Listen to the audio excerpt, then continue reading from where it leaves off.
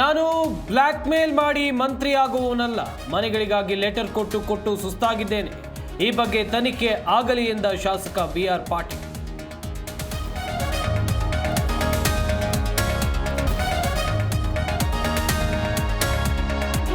ಕ್ಷೇತ್ರಕ್ಕೆ ಅಲ್ಪಸಂಖ್ಯಾತರ ಇಲಾಖೆಯಿಂದ 17 ಕೋಟಿ ಬಂದಿದೆ. 17 ಕೋಟಿ ಬಂದಿರೋದು ನನಗೆ ಮಾಹಿತಿಯೇ ಇಲ್ಲ. ವಸತಿ ಯೋಜನೆ ಬಳಿಕ ಬಿಆರ್ ಪಾಟೀಲ್ ಮತ್ತೊಂದು ಆರೋಪ.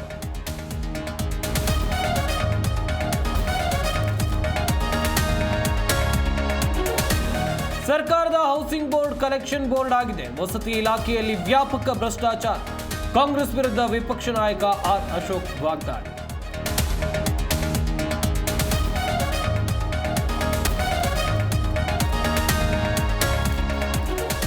ಇಸ್ರೇಲ್ ಇರಾನ್ ಮಧ್ಯೆ ಮುಂದುವರಿದ ಯುದ್ಧ. ಫೋನ್ನಲ್ಲಿ ಇರಾನ್ ಅಧ್ಯಕ್ಷರ ಜೊತೆ ಪ್ರಧಾನಿ ಮೋದಿ ಚರ್ಚೆ.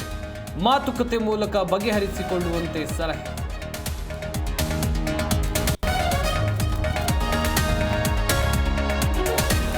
ಇರಾನ್ ದಾಳಿಗೆ ಸ್ಮಶಾನದಂತಾಯಿತು ಟೆಲ್ ಅವೀವ್. ಮಿಸೈಲ್ ದಾಳಿಗೆ ಕಟ್ಟಡಗಳು ಛಿದ್ರ.